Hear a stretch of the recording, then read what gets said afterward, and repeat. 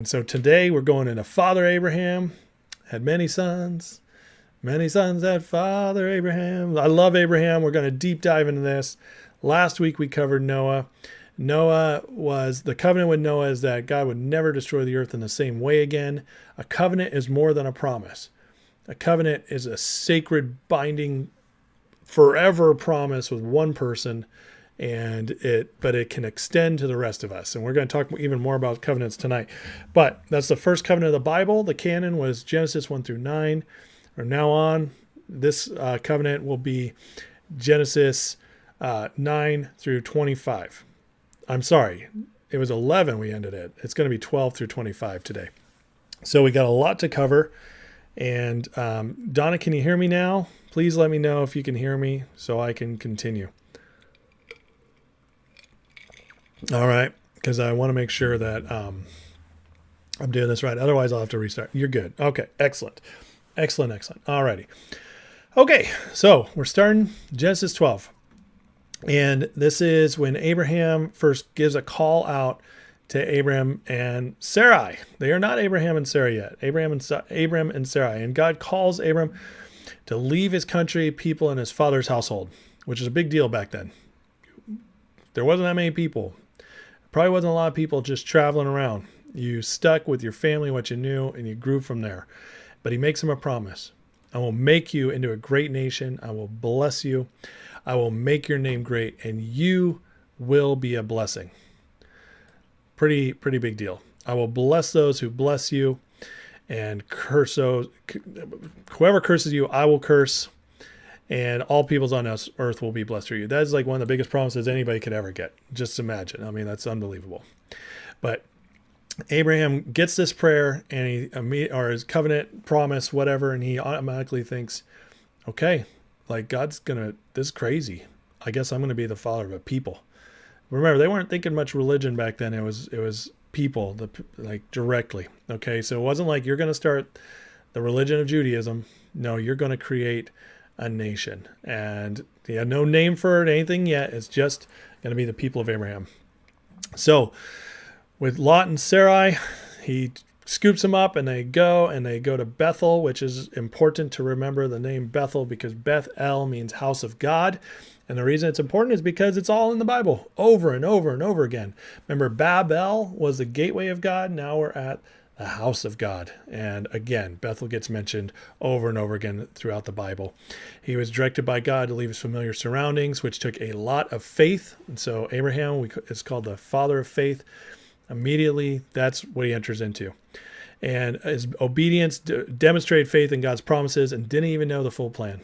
How prophetic for us. We don't know the full plan. Just do what God says and trust that it'll work out, trust his promises. Abraham is the first to truly demonstrate that to us in such a major way. And then he got the blessing signifying the future impact. So they leave right away, and Abraham sets out, no questions asked. And they go right into Egypt.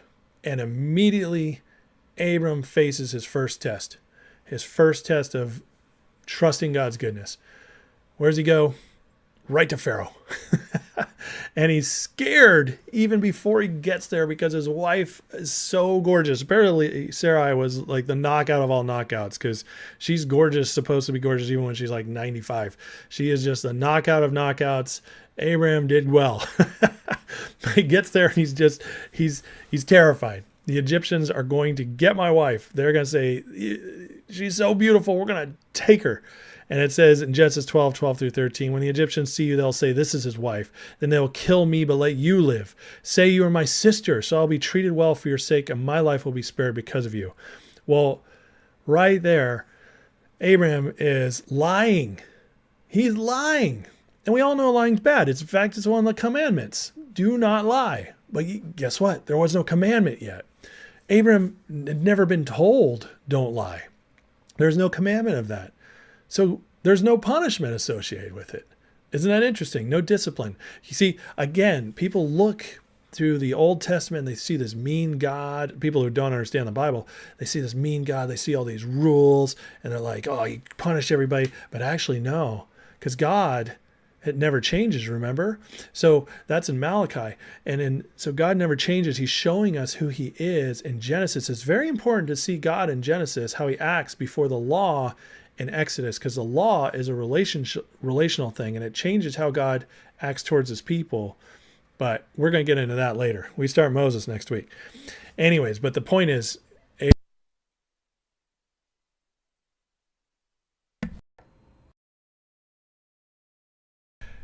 lies, and God doesn't even chastise him for it.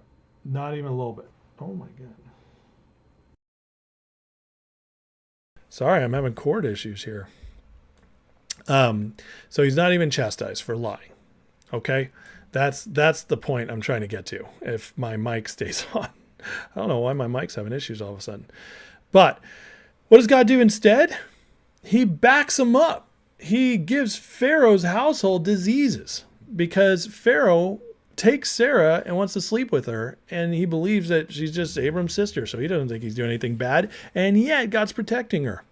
God's protecting her and Abram, even though they were deceptive. So Abram's fear here shows his human vulnerability and the complexities of his character. He wasn't perfect, and that's the point.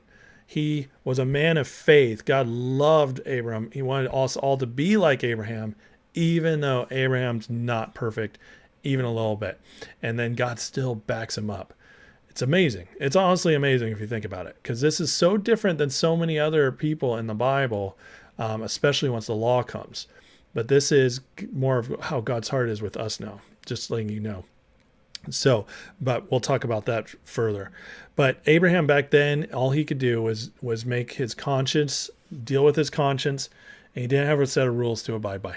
And his conscience was fearful, and he gave in to that, and God backed him up. Despite his deception, God's intervention protected Sarai, inflicted disease, and once they left, though, it all cleared up. And they do leave, and they're given a bunch of money. They're given a bunch of money and animals and all this stuff to leave. So he profits off his lies. It's a crazy thing, honestly. It's not that the lying was good, but that's how much God loved Abraham and was in covenant with him. So next we come to Abram and Lot, his beloved nephew. They have a fight. They start going, his herdsmen and Lot's herdsmen, they get into it. And so they're like, here, go. And Abraham tells them, you pick the land you want to go to. And Lot picks Sodom. Why? Because it's the better land. It looks more beautiful. So he takes off. Abraham gladly gives it to him. And then God just blesses Abram more anyways. So Lot goes to Sodom. But remember, we talked about this last chapter. Moving west is towards God. East is away from God. All right. And Lot going towards Sodom is east. And at this point, we still don't have the wickedness of Sodom. It's not talked about yet. That comes later. So right now, we just know Sodom is this fertile ground. It's amazing ground, but it's not mentioned as wicked, but it's still east, which is moving away from God. Lot's choice indicated moving away from God's presence. His blessings is Sodom known for his wickedness, which does come up later. Lot's choice to settle near Sodom was based on the attractiveness of the land, not spiritual considerations, which reflected moral compromise. So again, because remember, he got to choose the land, and he didn't ask God, he didn't pursue God on this. He just chose what looked better. He went towards the greener pastures. How many times do we make that decision where we just want to go where it looks better, even though it might not be where God's at? So God blesses Abram for staying behind. Now, Lot gets in trouble. He gets taken captive. The kings come, they take Lot, and Abraham has to get together a bunch of people to go save Lot. Abraham's life is very exciting. He lies to Pharaoh. He has to deal with all that. Then he gets blessed. Now he goes and he gathers up his men, and they go fight kings, and they rescue Lot. And while they're off there, he meets Melchizedek, king of Salem. By the way, Jerusalem was where Jerusalem eventually becomes a city. Okay, Jerusalem means God's peace. Salem just means peace. Melchizedek was already there. He was a priest of God Most High, which is very rare back then. And so he blesses Abram, and Abram ties to him. And nobody tells him to do this. This is just prompted on his heart. And this is why it's still considered to do this today, to tithe to God. Let God move on your heart to give. And that's, Abraham just does it. Not out of obedience, but out of the goodness of his heart, out of the moving of his heart, he tithes. As far as Melchizedek goes, he's mysterious. We don't know anything about him. It's much more, Melchizedek's probably not an actual name. It's more likely a title. Okay. That's why it says Jesus was a priest like in the order of Melchizedek. Okay. So it's probably not a name. It's probably a title. There are some people who think that Melchizedek was Jesus. I'm not one of those people. I just don't subscribe to that. Every other time in the Old Testament, Jesus pops his face in. It calls him the angel of the Lord, very specifically, angel of the Lord. Every time that's a reference, that's Jesus popping up in the Old Testament. There's no mention of that here. So there's no reason to think Melchizedek was immortal or all these weird things that come from that. All right. But his blessing to Abram and Abram's tithe signifies acknowledgement of Melchizedek's higher status. Abraham then gets an offer from Sodom, the king of Sodom, and he refuses it. Again, Abram, his conscience is leading him, and this time it's making good choices. This demonstrates trust in God's provision and rejects dependence on wicked men. So, whereas Lot's choosing just man, we see over twice, because we're going to see it again later. The only time Abraham really makes big mistakes is when he's afraid of stuff involving Sarah. All his other stuff, he mostly makes good decisions trusting in God. This gives a rare glimpse of the priestly role of ancient times, and Abraham rejects material wealth from a corrupt source, which preserves his integrity and dependence of God. So Abraham's doing good here. Now, remember, he already had this promise from God, and not once in all this did God tell him, good job. He never told him warnings for any of the mistakes, any of this. Abraham is just somebody who's so walking by faith that God's just trusting him as he goes. It's pretty amazing, honestly, because it's very different than what we see in a lot of people later. Now, God confirms his covenant. He comes to him in 15:1-3. Do not be afraid, Abram. I'm your shield, your very great reward. Why? Because Abram's getting old and he's starting to be concerned he's not going to have an heir. But God comes to him, promises him that's not going to be a problem. Now, his faith counted as righteousness. This is very, and it says Abraham believed in God, and God credited to him as righteousness. That means Abraham didn't have to do anything. He didn't. He just believed. And it just like in the New Testament where it says your heart turns to God and you're credited righteous. It's the same thing in the New Testament. You don't have to do things to be right with God. You just have to love him, believe in him, and turn your heart towards him. And then God works out the rest. Your conscience starts to lead. That's why it says in the New Testament that the law is written on our hearts. Abraham is modeling this to us early, and God's modeling it to us, showing us through Abraham in the Bible that that's really God's heart and how to walk in relationship with us. God's promise, he promised Abraham descendants as numerous as the stars, credited his faith as righteousness. That's all he's saying this again in 15, confirming it. Now, he does a covenant in a sacrificial way, which is how covenants were established in ancient times. And this is the covenant. Abraham has a vision of his descendants, future enslavement and liberation. And God tells him 400 years. So he knows like his future people are going to be enslaved for 400 years in Egypt. And I don't know why my dog's barking. Forgive me, guys. My kids will get it. And then eventually they're liberated. God promises that to him. He promises of land from the Wadi of Egypt to the Euphrates. That becomes Israel. And then he does this ritual where they actually cut animals, and it's in a vision. Abraham falls asleep and he sees this fire moving through stuff. And this was interesting. Abraham didn't have to move through anything. He didn't. And why? Because this was God making a covenant with him, not based on anything he's going to do. It's purely God taking responsibility for it, which means there's nothing Abraham can do to screw it up. Honestly, nothing. That is crazy. It's a crazy thought. But again, remember that as we keep going forward. It's the same as Noah. There's nothing Noah could do to screw up God's covenant with him. Very different than what we'll see later. God's promise, or Abraham's concern, was it for an era rooted in cultural norms where lineage and inheritance vital? God's promise of numerous descendants is both a comfort and a monumental challenge to his faith. Now, let's talk about types of covenants real quick. 3 major types of covenants in the Old Testament. And that's all we're going to be talking about in all these classes, is these 3 major covenants, because these are the ones that matter the most as far as understanding the Bible. There's other little covenants here and there, but they don't have much to do with our overall faith. Okay, it's just about understanding culture, stuff like that. Grant covenant. This is when a greater person gives a gift to a lesser person without obligation. In other words, it's like if I give something to my kids and I'm like, I promise you, I will always be here to love you, protect you, take care of you until I die. I can give my kids that promise that I will do my best in those areas, and I'm never going to ask anything of them. That no matter what, I'm their daddy. That's what I'm going to promise to them. That's my covenant with them. God's grant covenant with Noah was that he will never destroy the earth again through rain and water. And in this way, he says. And so Noah can rest easy from there on. His grant covenant with Abram is that I'm going to bless you through your people. You're going to have descendants like the stars, and they will bless the earth through those people. That's his covenant with Abraham. And he does not have to do anything about it.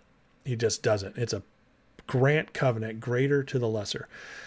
A kinship covenant is when 2 equal partners come together and they say, okay, together, we're going to do this. If you do this, I will do this. If I do this, you do this. Kinship covenant equals, both have obligations. All right. Finally, there's vassal. And this is the worst kind of covenant.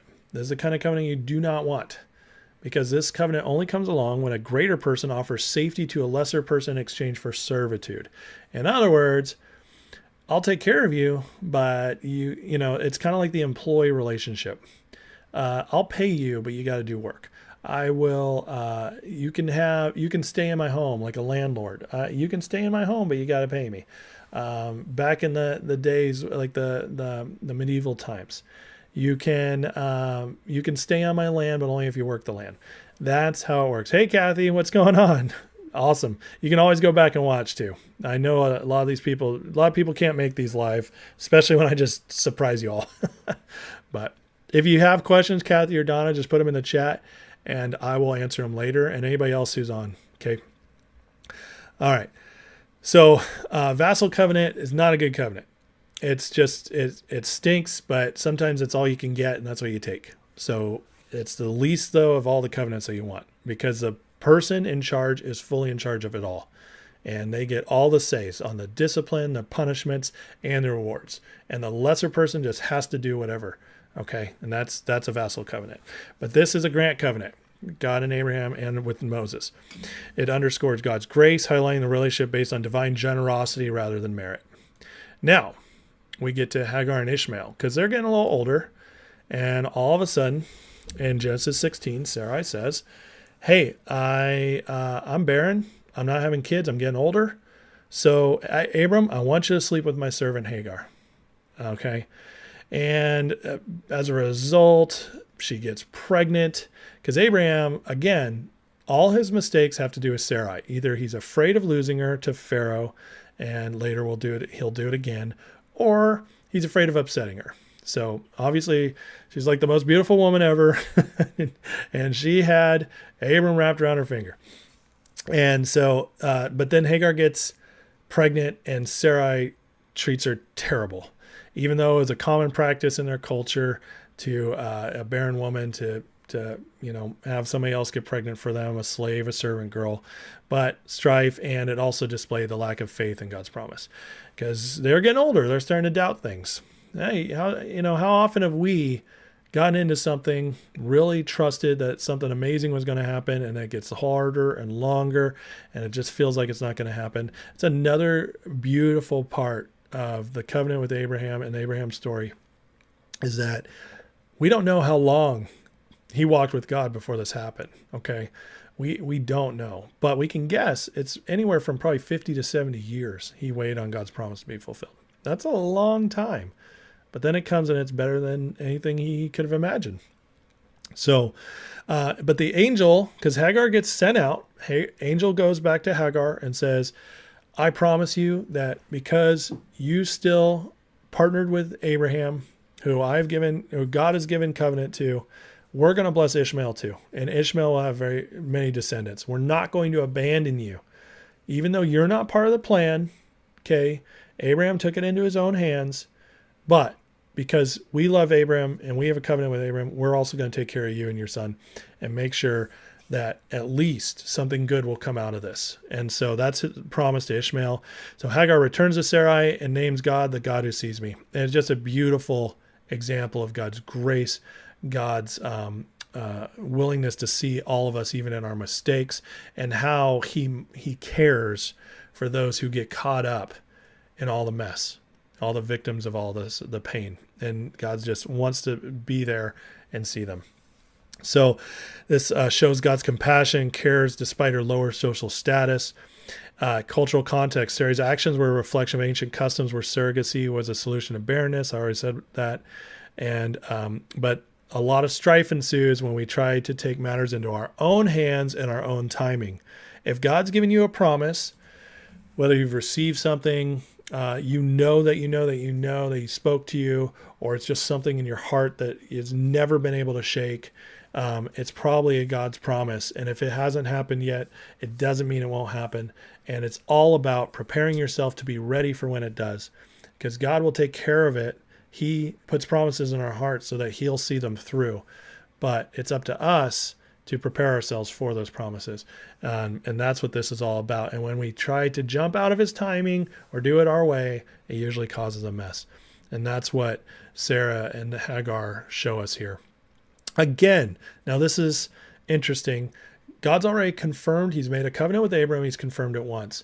But this covenant is a big one. It's a big deal. So in Genesis 17, God comes back to Abram to confirm it again. And this is the first time he commands Abram something. He says, walk faithfully and be blameless. What does that mean? Well, he doesn't give him rules. So faithfully is easy. Well, at least it's easy to understand. It means trust me. Trust me and keep believing in me. Blameless is harder. How are you blameless when there's no set rules? What does that even mean to be blameless? It means do what you know is best according to your conscience.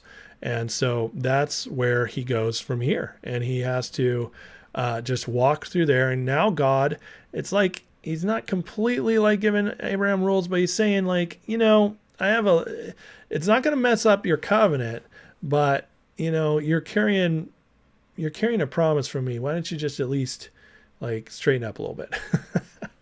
So then he reaffirms a covenant, promises him again descendants. Now, another reason this is confirmation, not only is it a massive covenant, but Abram and Sarah are getting tired. It's been a long time. They're old. So what will God do?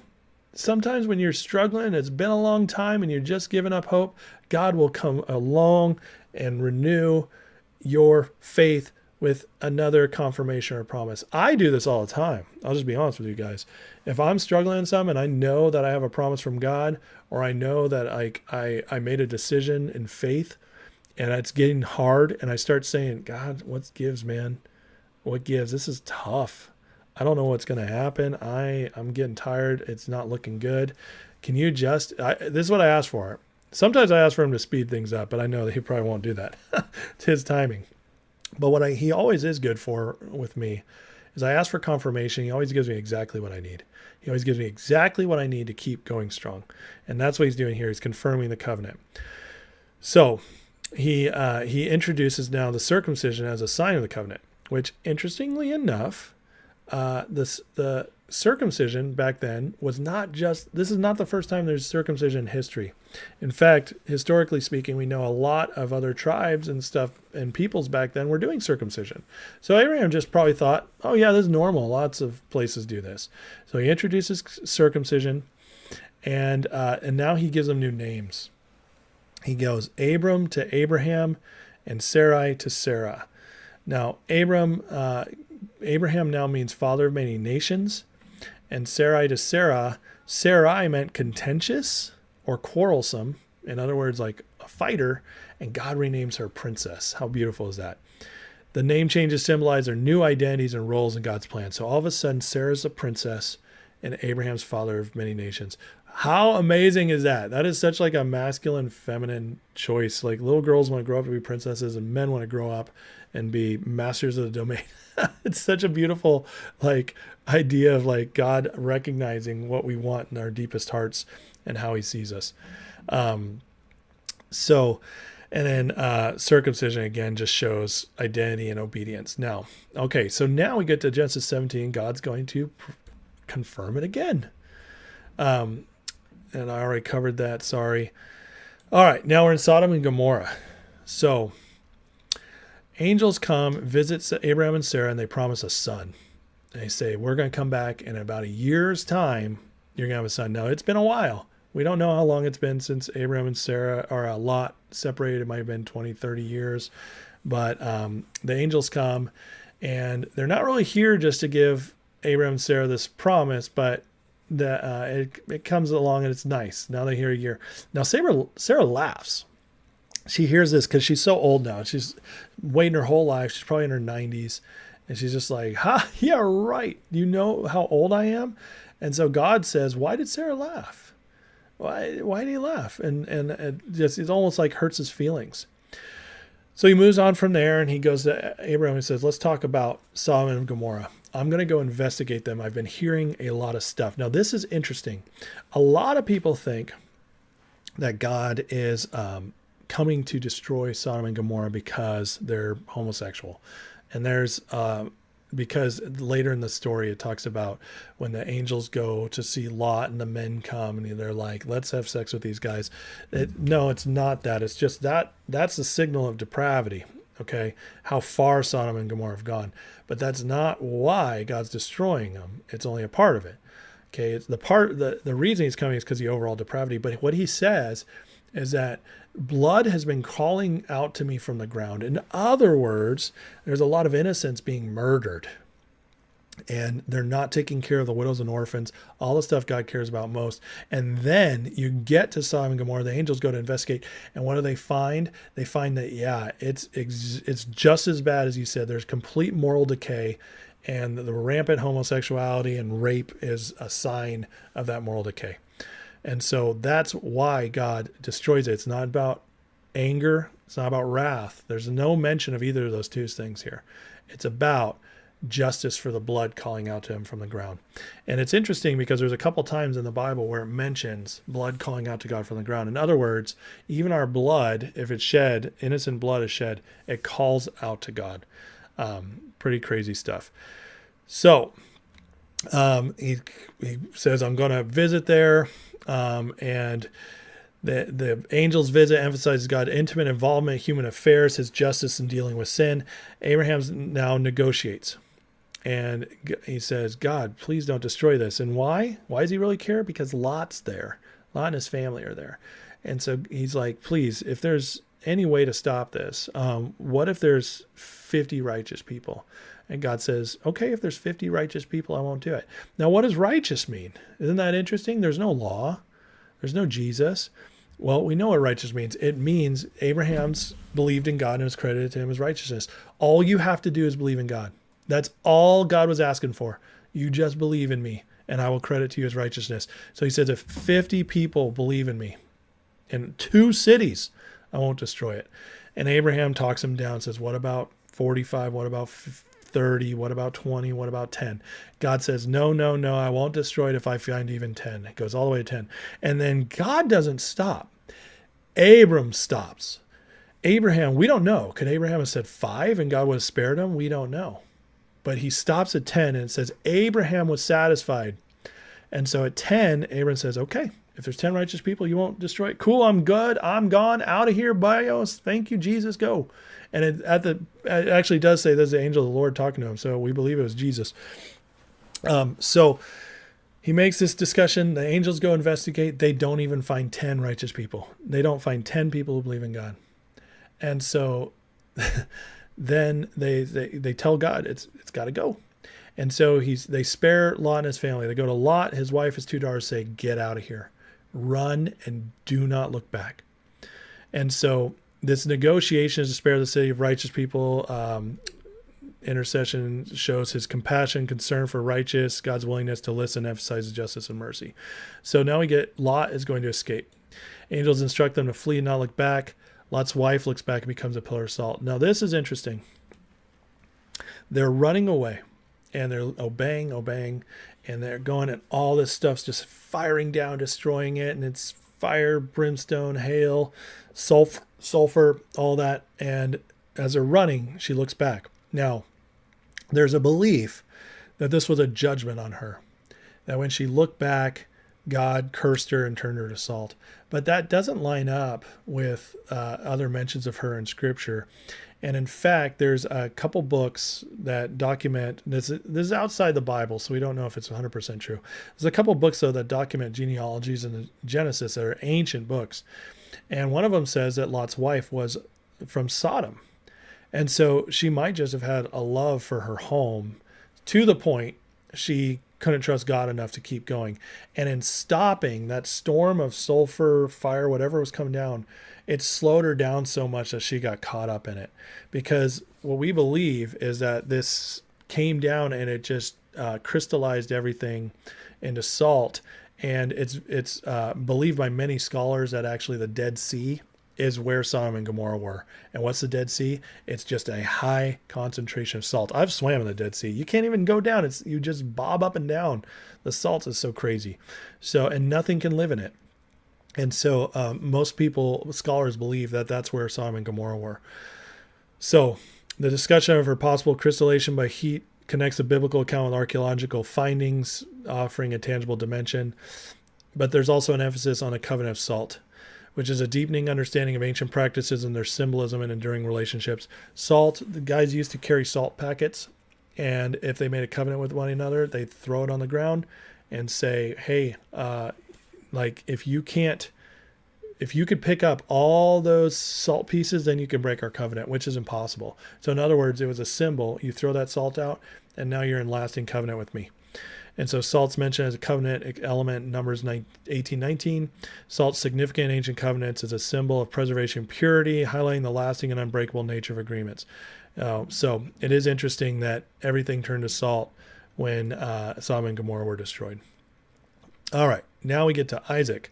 So finally, it's a year later, and Sarah gets pregnant. This is in Genesis 21.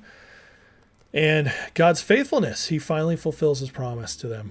They waited. We don't know why on the timing. We don't, but they did it.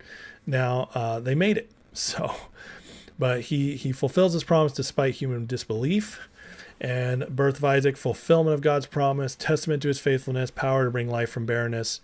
Fulfillment of the promise after a long period of waiting showcases God's power and faithfulness. And I think that's just pretty straightforward. But the point is, they made it. They went through all of that, and they finally made it. Now, she's got a baby, and now she's even more jealous of Hagar. And so, because Ishmael is now 13, and it says Abraham loved him, but now that Sarah has a baby, she doesn't want anything to do with him anymore. She's tired of seeing him. So she kicks him out, and then at the well, that God comes to her and promises her a great nation through Ishmael. And so he has a concern for all people.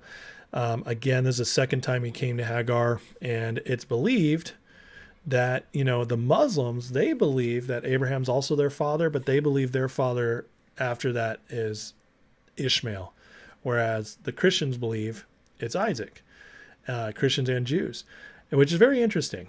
And I spoke last time in the Noah account where Ham, his descendants became the Canaanites, which became the perpetual enemies of Israelites. And I talked about how he might have been the originator of the Islamic nation as well.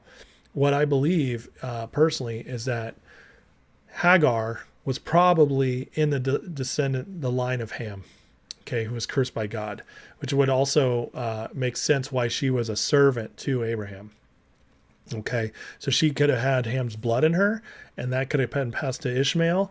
And then Ishmael, because he's Abraham's son and promised to be made a great nation, makes sense how Islam might attribute itself to Ishmael.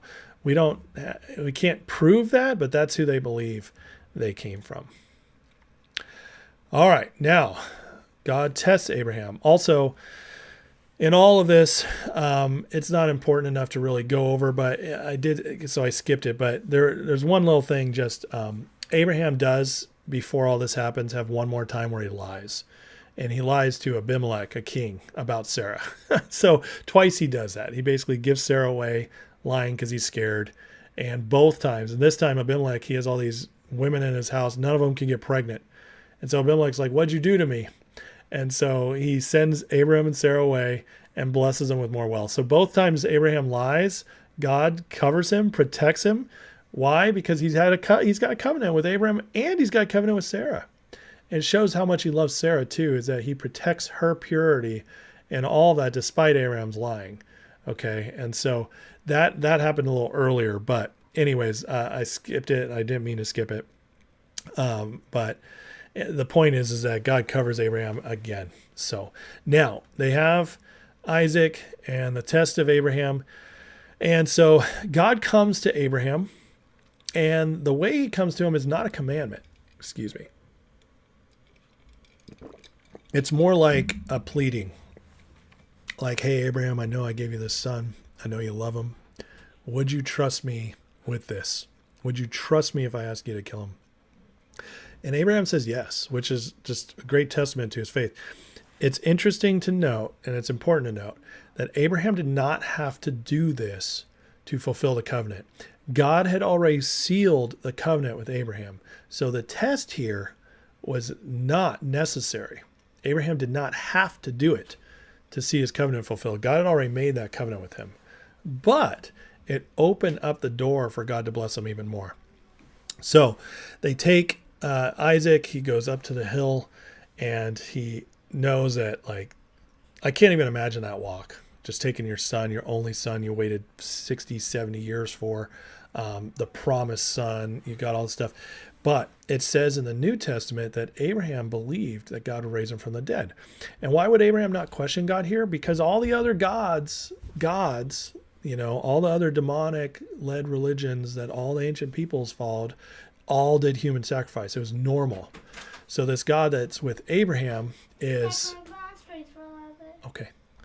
So this God that's with Abraham, it would not have been something that Abraham thought was weird, because all the other gods and peoples did it.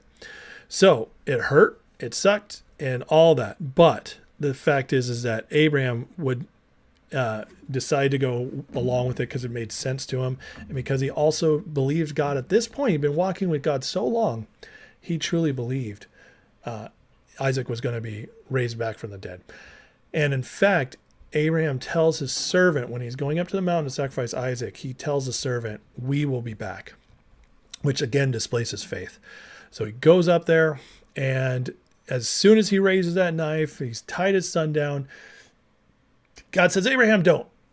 And instead gives him a ram to sacrifice. And so he passes the test, and it's a profound demonstration of Abraham's faith and trust, believing that God could raise the dead if necessary. And then it foreshadows the ultimate sacrifice of Jesus. Not perfectly, because, Jesus does die and then is raised from the dead. But it's a foreshadowing and gives us a little glimpse of what that would be like for God to do. A father killing his son out of trust. Abraham's readiness to sacrifice Isaac was parallel with God's ultimate sacrifice of his son Jesus, offering a profound typology. Now, the next thing is Sarah dies. All right, this is a big deal. For one thing, it gives Sarah's age at her death, which I believe is only done once or twice. Hold on, I want to check some other notes on that, because I think this is important. Because so often it's said that the Christian faith is not friendly towards women.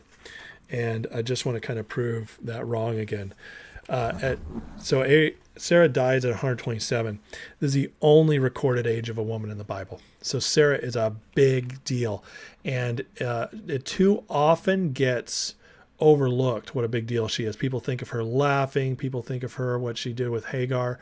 And so they don't think of her as like this great figure in the Bible that she actually is. But God really does think of her as that. God calls her princess. Her death marks the end of an era, and her burial site becomes a significant location for her descendants. Her life and role as Abraham's partner, crucial in the fulfillment of God's promises. The detailed burial arrangements for Sarah indicate her importance in the respect she commanded. And in fact, God's extreme value for her is here, where Abraham goes to the Hittites to inquire about purchasing a burial site. They want to give it to him because they respect Abraham, but he insists on paying for it. And God made his covenant with both Abraham and Sarah as a married couple. And there was one other thing I really wanted to note here is, Sarah is actually a picture of God's heart for equality from the beginning. He never ignored her or left her out. And not until Jesus would God's desire for equality between men and women be actualized. Sarah's a picture of his heart. The New Testament confirms this view. Sarah is one of the only women included on the list of the heroes of faith in the book of Hebrews. And even though we tend to look down on her, God put her alongside Abel, Noah, Abraham, Isaac, Jacob, and Moses. She's the mother of faith. And in 1 Peter 3, Peter admonished Christian women to imitate Sarah, to be daughters of Sarah. No other Old Testament female character is held up to the same level of regard as Sarah. So she's very important, and it is important to recognize that and to honor her the way God does in the Bible. And so those things are not always talked about, but I find like they're very important to speak on, because people who don't understand the Bible really think there's this patriarchal thing in the Bible, but it's not true. God is always trying to symbolize how he thinks of women differently than ancient people did. And that just has been growing ever since then. Then Isaac, the covenant goes through Isaac. Abraham sends his servant away, says, find him a wife, finds Rebecca, brings her back, and that goes on. And then Abraham's going to die. So it looks like I wrote those notes twice. Why did I not put my Abraham notes in there? Sorry, guys. I messed up on my outline. I might have accidentally deleted it, but I got what I need right here. So just 1 second here, what I wanted to cover.